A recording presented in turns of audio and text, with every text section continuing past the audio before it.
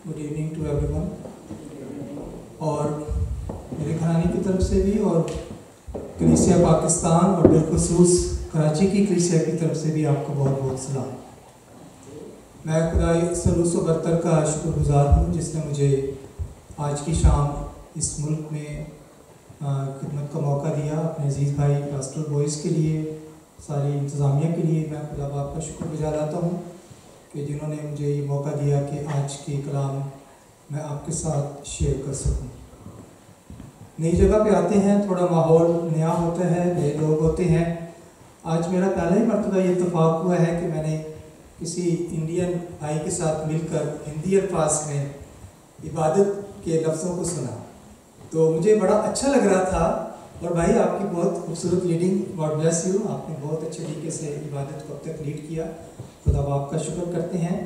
इससे पहले कि हम खुदावंद के कलाम की तवज्जो दें, एक दो बातें हैं जो मैं नसीहत के तौर पर आपके सामने रखना चाहता हूँ। पहली बात तो ये कि कल से हम होली वीक में दाखिल हो रहे हैं। होली वीक में और फिर गुड फ्राइडे तक हम होली वीक में रहेंगे। गुड फ्राइडे का कॉन्सेप्ट बहुत से लोगों के दिलों में शायद ये होता है कि ये बड़ा कोई मातमी दिन है, ये बड़ा सोमवार दिन है, उसको हम किसी तरह से इम्प्रेस करना चाहते हैं, अपने एक्सप्रेस करना चाहते हैं, शायद अपने ड्रेस से कि हम किसी अजीब सी इबादत में जा रहे हैं।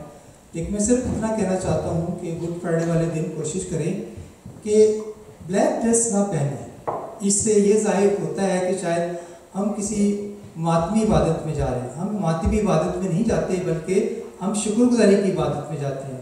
तो डोंट फॉलो द फैशन। मैं किसी घर में पिछली तरफ बैठा था, वहाँ पर भी हमारी यही बात हो रही थी, तो मुझे उस चर्च के बंदे ने कहा कि दिस इज़ फैशन। मैंने कहा हाँ, फैशन तो ज़रूर है, लोग फैशन के पीछे चलते हैं, मसीह को लोग भूल जाते हैं। दूसरी बात जो है ये भी याद रखिए, जब हम दुआ करते हैं, दुआ के बाद आमीन कहना बहुत ज़रूरी है। और बहुत से लोग बिल्कुल खामोश रहते हैं, आमीन नहीं बोलते, जवाब नहीं देते। इसका मतलब है कि वो उस दुआ में शामिल नहीं। इसलिए डरा नहीं करें, बुलंद आवाज से या इतनी आवाज जरूर निकालें कि आपके सामने वाला और आपके साथ वाला जो है उस तक पहुंच सके। और वो एक आवाज बनकर जब हम बोलते हैं तो जरूर खुदा उस पर कान भी लगाता है। आमीन का मतलब होता है खुदा करे ऐसा ही हो, और खुदा फिर आप भी उस दुआ में जब शरीक होते हैं तो यकीनन खुदा दुआओं का जवाब भी देता है। तो ये दो बातें थी जो मैं आपके साथ शेयर करना चाहता था। आइए हम अपने कदमों पर खड़े होंगे और इंजील मुकद्दस की तिलावत के एहतराम में खुदा के पाक कलाम से हवाला तिलावत करेंगे। मुकद्दस मत्ती रसूल की मार्फत लिखी गई इंजील, उसका 21वां बाब, उसकी पहली आयत से लेकर 11वीं आयत के आखिर तक। मत्ती 21 बाब पहली 11 आयत। और जब वो यरूशलेम के नज़दीक पहुंचे और जैतून के पहाड़ पर बैतफगे के पास आए, तो यीशु ने 2 शागिर्दों को ये कहकर भेजा कि अपने सामने के गांव में जाओ। वहां पहुंचते ही एक गधी बंधी हुई और उसके साथ बच्चा पाओगे, उन्हें खोलकर मेरे पास ले आओ। और अगर कोई तुमसे कुछ कहे तो कहना कि खुदावंद को इनकी ज़रूरत है, वो फिलफौर उन्हें भेज देगा। ये इसलिए हुआ कि जो नबी की मार्फत कहा गया था वो पूरा हो कि सयून की बेटी से कहो कि देख तेरा बादशाह तेरे पास आता है, वो हलीम है और गधी पर सवार है, बल्कि लादू के बच्चे पर। बस शागिर्दों ने जाकर जैसा यीशु ने उनको हुक्म दिया था वैसा ही किया, और गधी और बच्चे को लाकर अपने कपड़े उन पर डाले और वो उन पर बैठ गया। और भीड़ में के अक्सर लोगों ने अपने कपड़े रास्ते में बिछाए और औरों ने दरख्तों से डालियां काट कर राह में फैलाई। और भीड़ जो उसके आगे आगे जाती और पीछे पीछे चली आती थी, पुकार पुकार कर कहती थी, इब्ने दाऊद की होशना, मुबारक है वो जो खुदावंद के नाम पर आता है, आलमे बाला पर होशना। और जब वो यरूशलेम में दाखिल हुआ तो सारे शहर में हलचल पड़ गई और लोग कहने लगे, ये कौन है? भीड़ के लोगों ने कहा, ये गलील के नासरत का नबी यीशु है। पाक कलाम के पढ़े और सुने जाने पर खुदा की बरकत हो। आमीन। खुदा का शुक्र। तशरीफ रखिए। आइए हम दुआ करें। आसमानी बाप, हम नहायत शुक्रगुजार हैं तूने आज की शाम हम सबको ज़िंदगी में इस साल भी मौका दिया इन खास इबादतों में शरीक हो सकें, और आज के पाम संडे की इबादत में शिरकत के लिए हम तेरा शुक्र करते हैं। और खुदा बाप, इस वक्त हम तेरे पाक कलाम पर गौर करने को हैं। जो हालात हमने तलावत किए गए हैं, जो कुछ बयान किया जाए, सिखाया जाए, ये तेरी पाक मर्जी के मुताबिक आज का कलाम हम सबकी ज़िंदगियों के लिए अच्छी रहनुमाई ठहरे। तेरा पाक को हमारे साथ रहे, मेरी सारी कमज़ोरी को दूर फरमाना और बेहतर तौर पर पाक कलाम की तफसीर करूँ और आज हम तेरी ज़रूरी से बरकत और ताज़गी पाएँ। ये दुआ तेरे बेटे अपने खुदा यीशु मसीह के नाम से मांगते हैं, आमीन। मेरे नाम का तो थोड़ा सा मैं अपना मुख्तसर सा तारुफ आपके सामने रखना चाहता हूँ। जी थैंक यू। थोड़ा सा मुख्तसर सा तारुफ आपके सामने रखना चाहता हूँ। नाम तो मेरा आपको पता चल गया, भाई ने बताया, खासकर Yaqub Tariq. Church of Pakistan Karachi diocese से मेरा ताल्लुक़ है। पिछले 15 साल से मैं खिदमत कर रहा हूँ। अब आप ये सोचते होंगे 15 साल पहले क्या करते थे। 15 साल पहले मैं काम करता था, 15 साल पहले मैं खिदमत नहीं करता था। तो ये उस वक्त की बात है जब मैं 32-33 साल का था, तो खुदा ने मुझे कॉल करना शुरू कर दिया। ये मेरी बहुत लंबी टेस्टमनी है। मुझसे भाई बॉयज़ भी पूछ रहे थे, मैंने कहा मैं सिर्फ मुख्तसर तौर पर आपके सामने अपनी टेस्टमनी रखूँगा कि किस तरह से मेरी कॉलिंग हुई, किस तरह से मुझे खुदा ने अपने पास बुलाया। मैं दुबई में था, दुबई एयरफोर्स में मेरी बड़ी अच्छी जॉब थी और मैं परमानेंट फौजी बंदा था। 2 जंगें वहाँ पर लड़ी, बड़े बेनिफिट्स लिए, बड़ी लाइफ को एंजॉय किया। 2 जंगें जो लड़ी है ना, उसने मेरी ज़िंदगी में हलचल मचाई। एक तो जंग जब ईरान इराक की जंग थी, हम 8 महीने ड्यूटी देते थे, यूनिफॉर्म पहन के बैठते थे। बेशक हम सामने तो नहीं थे, लेकिन अलाइड फोर्सेस के साथ, क्योंकि एयरफोर्स में मेरा ताल्लुक था, तो सारा कुछ हमारे बेस से ही, सारी फ्लाइंग अमेरिकन एयरक्राफ्ट तो सारा कुछ वहीं से होता था। दूसरी जंग जो थी वो बोस्निया में मैंने जाकर देखी। बोस्निया में 1.5 महीना हम लोगों ने वहाँ पर गुजारा और मेरे लिए बड़ी ऑनर की बात थी कि मैं पूरे यूएई में से मैं और चंद एक मेरे साथ और पाकिस्तानी था, ज़्यादातर फिलिपिनो और जॉर्डन के मेडिकल स्टाफ था। मेरा ताल्लुक मेडिकल से था, अनक्वालिफाइड नर्स। तो वहाँ से मुझे मौका मिला कि मैं इस ग्रुप के साथ जाकर काम कर सकूँ। मैं जो वहाँ पर गया, मैंने बड़ी तबाही देखी, बहुत ज़्यादा जंग देखी। इस कदर फायरिंग होती थी, इस कदर ब्लास्ट होते थे, मेरी आंखों में आंसू आ जाते थे। मैं सोचता था ये लोग आपस में लड़ रहे हैं, ये लोग आपस में मर रहे हैं, इनको कोई समझाने वाला नहीं, इनको कोई बताने वाला नहीं। बोस्निया में सब कुछ हो रहा था, उसका बेस कोसोवो था। कोसोवो में, बोस्निया में ये सारा इलाका जो कि पुराना यूगोस्लाविया था, ये टूट चुका था। कोई हुकूमत नहीं थी, सब अपनी मर्जी कर रहे थे और ये सब जंग जो थी जारी थी। मैं उसकी तफसील में नहीं जाऊंगा, there are many secret things which I don't have to tell you. इस जंग में मुझे ये बात बार बार क्लिक करती थी कि मैं जाऊं, मैं लोगों को समझाऊं, मैं अफगानिस्तान जाऊं, वहां जंग हो रही है, कोई इनको समझाने वाला नहीं। Jesus is Prince of peace, कोई अमन नहीं लाने वाला वहां पर। मैं जाऊंगा और मैं जाकर अफगानिस्तान में मनादी करूंगा। मैं उस वक्त जवान था, बड़ा एनर्जेटिक था और मैंने कहा कि नहीं, मैं जरूर जाऊंगा और मैं जाकर लोगों को बताऊंगा। मैं जब वहां से वापस आया, बड़ी मेरे अंदर ये स्ट्रगल चलती रही और काफ़ी साल मुझे लग गए इस बात का डिसीजन लेने के लिए कि मैं जॉब छोड़ के जाऊँ या ना जाऊँ। मैंने स्टार्टेड रीडिंग द बाइबल। मैं उस वक्त तब जब गया था, मैं 26-27 साल का था, तो गया, मैंने बाइबल पढ़नी शुरू की। मैंने 9 साल बाइबल पढ़ने में लगा दिया। 7 साल तो बाइबल पढ़ता रहा, फिर इस तरह चलते चलते 9 साल लग गए। बाइबल पढ़ी, 2 मरतबा बाइबल को ख़त्म किया। बाइबल ने मेरी ज़िंदगी को बदल दिया। मैं एक ऑर्डिनरी याकूब था, लेकिन मैं एक ख़ास याकूब बन गया। 2-3 आयात थी जो मेरी ज़िंदगी में, जिन्होंने मेरी ज़िंदगी को तब्दील कर दिया। पहली बात जो थी मैंने खुदा के पाक कलाम से सीखी, वो 10 हुक्मों में से थी। तू अपने माँ और बाप की इज्जत कर ताकि तेरा भला हो, जिस मुल्क में तू रहता है तेरी उम्र दराज हो। जब ये मैंने पढ़ा, हुक्म तो मैं पहले भी मानता था, इज्जत तो मैं पहले भी करता था, लेकिन अब ज्यादा करने लगा। अरे ये तो खुदा के कलाम में तो ये लिखा है। पढ़ते पढ़ते फिर मैं जब थोड़ा सा और आगे पहुंचा, यूहन्ना का ये इंजील को जब मैंने पढ़ा, तीसरे बाब को, जब तक कोई नए सिरे से पैदा ना हो खुदा की बादशाही में दाखिल नहीं हो सकता। फिर जब थोड़ा सा आगे बढ़ा तो गलतियों के खत में कि अब जो है आपको you have to become a new human being. हाँ मैं पैदा तो हुआ हूं, लेकिन मैं तो मसीह में पैदा नहीं हुआ, इसलिए मुझे नई पैदाइश की जरूरत है। I did not do anything. मैंने, मेरा और खुदा का मामला था, मैंने खुदा के जुल्म में इकरार किया, मैंने खुदा के जुल्म में अपने गुनाहों को मान लिया। और क्या गुनाह थे मुझे सारी याद, बचपन से लेकर जवानी तक सबका इकरार कर दिया। वो गुनाह जो हमारे माँ बाप भी हमारे साथ मिलकर करते थे, मैंने उनका भी इकरार कर दिया। अब मैं न्यू बीइंग बन गया, एक नया इंसान बन गया। और फिर उसके बाद मैंने फैसला कर लिया, अब ये जो बात और जो नया इंसान मैं बना हूं, अब ये मैं यहाँ पे नहीं रुक सकता।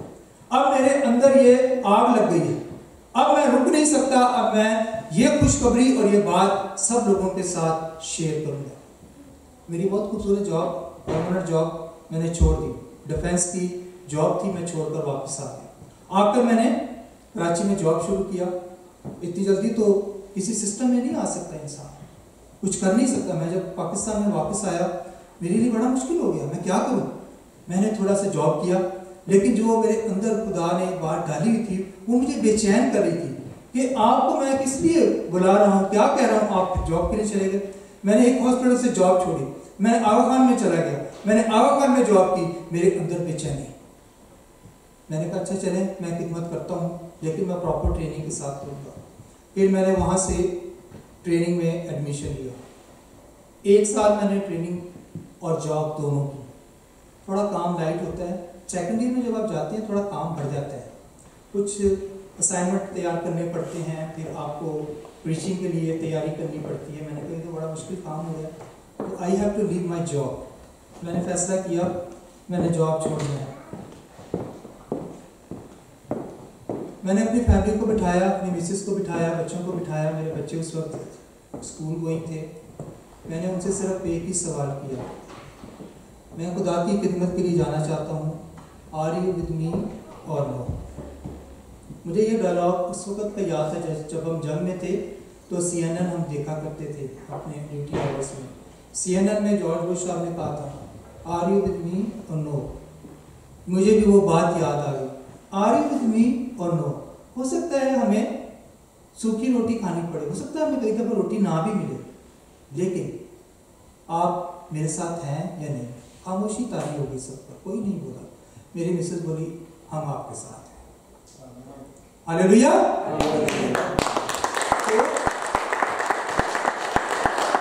मेरे वालिदैन को नहीं पता, मेरे बहन भाइयों को नहीं पता, किसी को नहीं पता, इतना बड़ा डिसीजन मैंने लिया। लेकिन मैंने अपनी 3 साल की सेमिनरी मुकम्मल की। उसके बाद सेमिनरी करने के बाद 1 साल तक मैं फिर बैठा रहा। कोई सिस्टम समझ नहीं आ रही थी कि मैं अफगानिस्तान जाऊँ। तो मैं पाकिस्तान गया तो मुझे पाकिस्तान के हालात अफगानिस्तान से भी बुरे नजर आए। तो मैंने कहा ये तो पाकिस्तान के अंदर ही इतना काम है, तो शायद मैं अफगानिस्तान तो ना जा सकूं, क्योंकि इतना आसान नहीं है वहाँ पे जाकर प्रीच करना और खुशखबरी को मिलाना। यानी मैं इधर भी रहकर खुदा की प्रीचिंग और कलाम की बिशारत कर सकता हूँ। बहरहाल मैं वहाँ पर जो था, फिर मैंने इस प्रोसेस में से गुजरा। फिर डायसिस में मुझे बिशप साहब ने मौका दिया, मेरी मिसेस को बुलाया।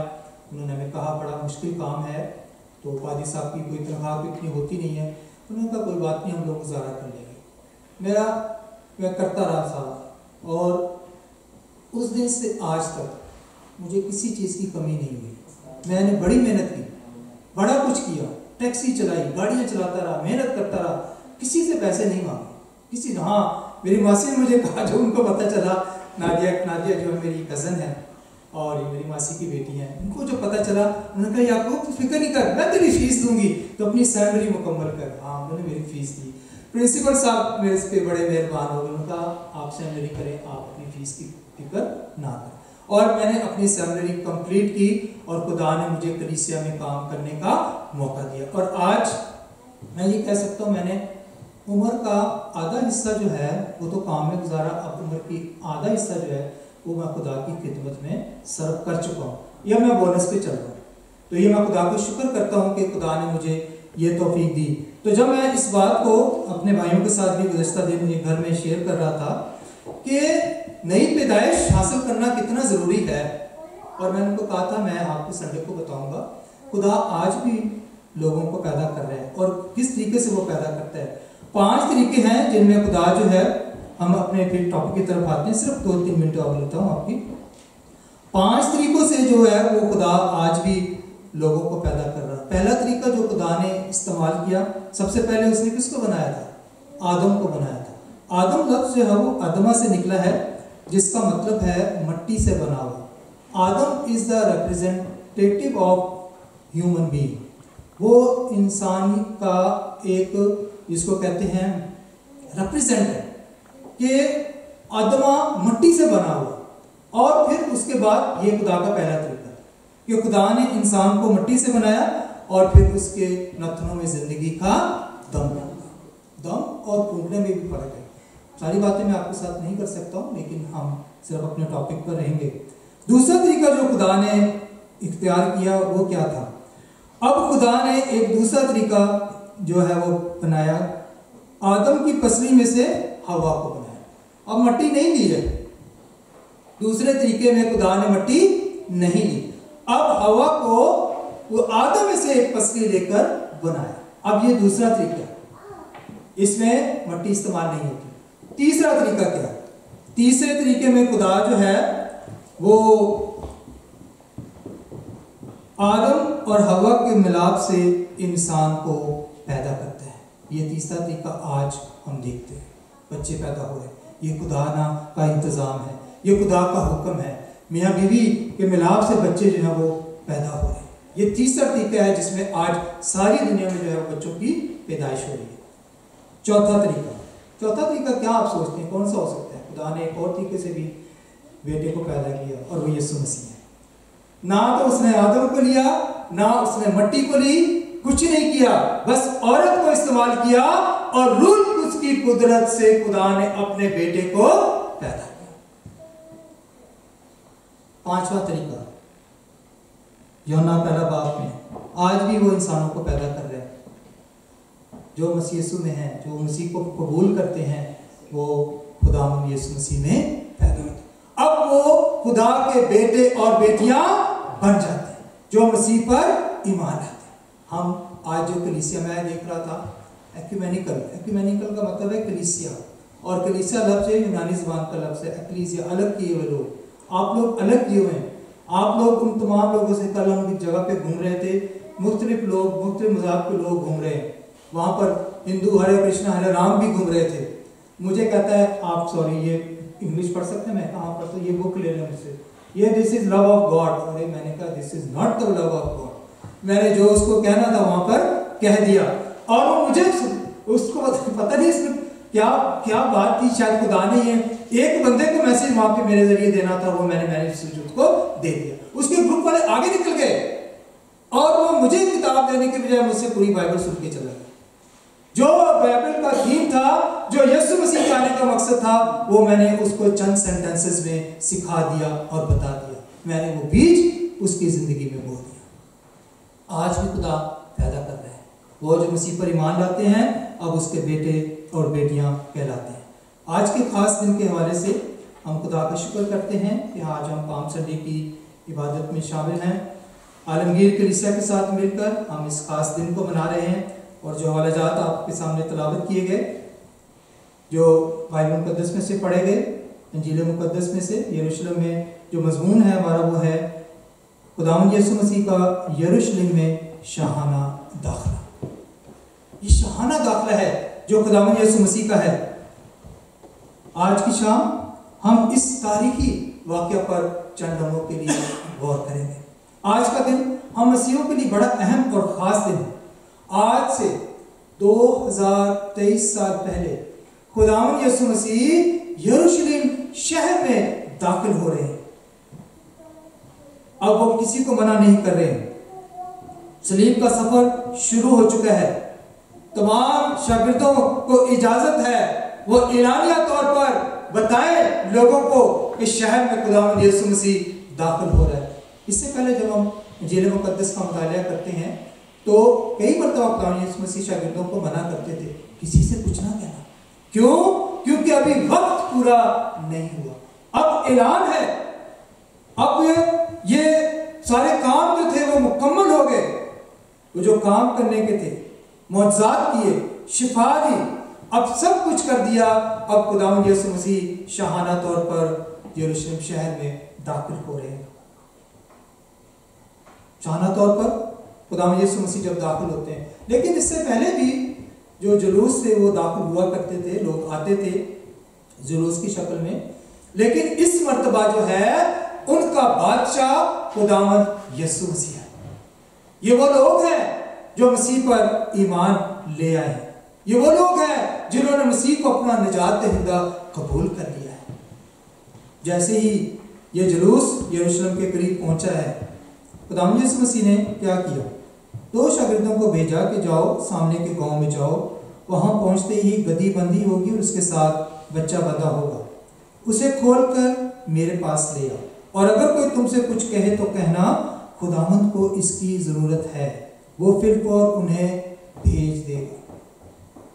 ये बड़ा अजीब सा एक काम जो था वो शागिर्दों को, इससे पहले ऐसा कभी कोई काम शागिर्दों को नहीं दिया। शागिर्दों ने भी बगैर चोर चरा किए अपने मालिक खुदावंद की बात को माना और वो गए। यहां पर 2 बातें हो सकती हैं, बल्कि 3 हो सकती हैं। पहली बात तो ये कि शागिर्दों को ऐसा कभी हुक्म नहीं दिया, लेकिन इसमें एक अजीब बात ये भी हो सकती है कि गदी के बच्चे की हो सकता है मालिक की खुदावंद यीशु मसीह से मुलाकात हुई हो और उसने कहा हो, ऑफर किया हो कि जब तो यरूशलेम में आए तो इस गदी को इस्तेमाल कर लेना। और इस वक्त जब जो शागिर्द वहां पर जाते हैं तो उस गदी को वहां से खोल के लाते हैं। और तीसरी बात जो है इसमें ये हम देख सकते हैं, तीसरी बात यह है कि इस गदी पर आज तक कोई सवार नहीं हुआ। और मैं जब बाइबल मुकद्दस का मुताला करता हूँ या जब मैंने इंजील मुकद्दस का मुताला किया बिलखुसूस, तो बाइबल मुकद्दस में खुदावंद यीशु मसीह ने कहीं जाने के लिए कभी कोई सवारी इस्तेमाल नहीं की थी। वो पैदल जाया करते थे और वो पैदल पहुंचते थे, कभी कोई सवारी इस्तेमाल नहीं की। इस जुलूस में उन्होंने ये पहली मर्तबा जो है वो सवारी का इस्तेमाल किया गधी के बच्चे पर। और ये एक पेशन गोई भी है जो ज़करिया नबी की मार्ग पर लिखी गई है, जो पूरी होती है कि सयोन की बेटी से कहो देख तेरा बादशाह आता है। वो गधी पर सवार है, लादू के बच्चे पर सवार है। याद रखिए खुदावंद यीशु मसीह की पैदाइश, खुदावंद यीशु मसीह की पहली आमद बड़ी फरोतनी और इनकसारी और हलीमे में हुई। अब जब खुदावंद यीशु मसीह की दूसरी आमद होगी तो पूरे जाहो जलाल के साथ वो इस दुनिया में आएंगे।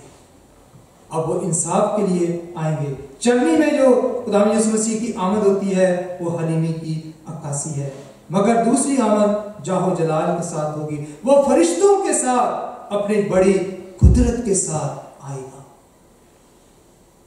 मैं यहां पर एक बात यह भी सीखता हूं कि सवारी खुदावंद यीशु मसीह जब नहीं की तो इस वक्त वो गधी के बच्चे पर सवार है। वो इस बात को भी यहां पर रिप्रेजेंट कर रहे हैं कि मेरी आमद अब तो है, मैं गधी पर और हलीमे और फरोतनी की अलामत बना हूं, लेकिन मेरी दूसरी आमद जो है वो जाओ जलाल के साथ होगी।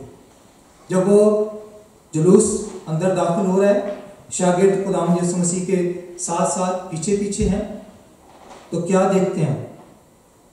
भीड़ जो है, अक्सर लोगों ने अपने कपड़े रास्ते में बिछा दिए, कपड़े रास्ते में बिछा दिए, गोया के एक कालीन बिछा दिया। जहां जहां से खुदावंद यीशु मसीह गुजर रहे हैं एक कालीन बिछा दिया और कपड़े डाल दिए, और खुदावंद यीशु मसीह उन कपड़ों के ऊपर से गुजर रहे हैं। पहले भी लोग जुलूस दाखिल होते थे यरूशलेम में, उस वक्त जब जो बनी इस्राएल कौम थी जंग में जब फतह पाती थी तो इसी तरह जुलूस की सूरत में और हाथों में डालियां लिए हुए वो लोग यरूशलेम में दाखिल होते थे। लेकिन अब जब वो दाखिल हो रहे हैं तो उनका बादशाह खुदावंद यीशु मसीह है। अब वो किसी जंग से पता नहीं पा रहे, बल्कि उन्होंने अपने हाथों में डालियां उठाई हुई है। डालियां उठाना फतहमंदी की अलामत है। डाली उठाना नजात की अलामत है। डाली वही उठाए जिसके दिल में नजात का तजुर्बा है, जिसकी जिंदगी खुदावंद के पास है, जो मसीह पर ईमान ले आया। हम सब ने डालियां उठाई। हम ईमानदार और ईमान का इजहार करते हैं कि हम मसीह पर ईमान ला चुके हैं। डाली वही उठाए जिसकी जिंदगी में नजात का तजुर्बा है, जो मसीह पर ईमान ले आया। आज इस जुलूस का नजात दहिंदा और दुनिया का बादशाह उनके साथ है। वो जुलूस की सूरत में जो है वो सब दाखिल हो रहे हैं। और जब वो लोग दाखिल हो रहे हैं तो यहाँ पर लिखा है, दरख्तों से डालियां काट कर राह में बिछाएं। अच्छा, मैं कभी कभी यहाँ पर एक बात जरूर सोचता हूँ, तो परेशान नहीं होता हूँ, लेकिन जो कुछ है वो बोलना पड़ता है। यहाँ पर खजूर की डाली का जिक्र तो नहीं है, लेकिन डालियाँ हैं। लेकिन हम खजूर की डालियों का जिक्र करते हैं। We say that palm Sunday, खजूर की डालियाँ। और कई दफ़ा तो लोग आज के दिन खजूरें भी चर्च में इबादत के बाद बांटते हैं कि शायद खजूर का कोई ख़ास त्यौहार है। ठीक है, इट्स ओके, मेरे लिए प्रॉब्लम नहीं है। लेकिन सिर्फ डालियों का जिक्र है, तो डाली हरी होनी चाहिए। हरी डाली हो, और जहाँ से वो लोग आते थे हो सकता है कि वो खजूर की डालियाँ ज़्यादा उठाते हों, दूसरी डालियाँ कम हों, लेकिन हरी डाली ताजगी की, नजात की, ईमान की, शादमानी की, खुशी की अलामत है। लोग उठाते थे, ये कहते क्या पुकार रहे थे, वो भीड़ उसके आगे आगे जाती और पीछे पीछे चली आती थी, पुकार पुकार कर कहती थी, इब्ने आदम की होशाना, इब्ने आदम की हालेलुया, इब्ने आदम की होशाना। होशाना जो लफ्ज़ है वो इब्रानी ज़बान का, खुदावंद हमारा यहोवा नजात देता। आए खुदावंद तू हमें बचा। होशाना, ये हमारा निजात देता है और इसने हमको मुखलसी और माफ़ी दी है। होशाना के नारे लगाते थे, please save us success in life, help us, give us salvation. हमें नजात दे। होशाना के नारे लगाते थे, आए खुदावंद तू हमें नजात दे। और वो नारे लगाते हुए खुदावंद के पीछे पीछे सब चले आ रहे थे। मुबारक है वो जो खुदावंद के नाम पर आता है, आलम वाला पर होशाना।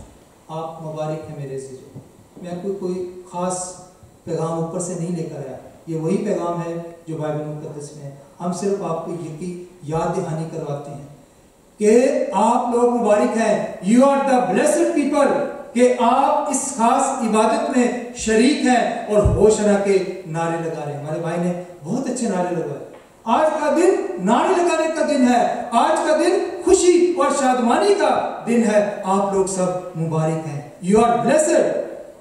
खुदा उन्हें मुबारक कह रहा है, लिखा है जो मसीह के नाम पर आता है। हम मसीह के नाम पर आए, और कितनी बड़ी बात है, मसीह के नाम पर हम एक फैमिली बन जाते हैं।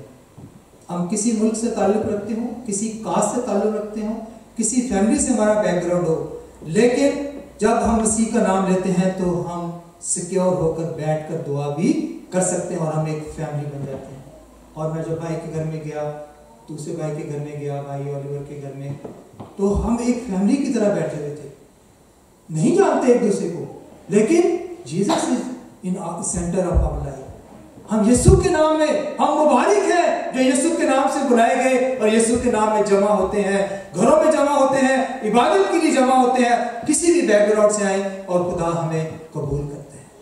आज का दिन कबूलियत का दिन है, आज का दिन शुक्रगुजारी का दिन है, आज का दिन झुकने का दिन है, फरोतम होने का, हलीम होने का दिन है, शादमानी करनी है, खुशी मनानी है कि खुदावंद यीशु मसीह ने हमारे गुनाहों के लिए, कभी कभी हम ये कहते हैं हमारे नहीं, बल्कि पूरी दुनिया के गुनाहों के लिए उसने अपनी जान दी।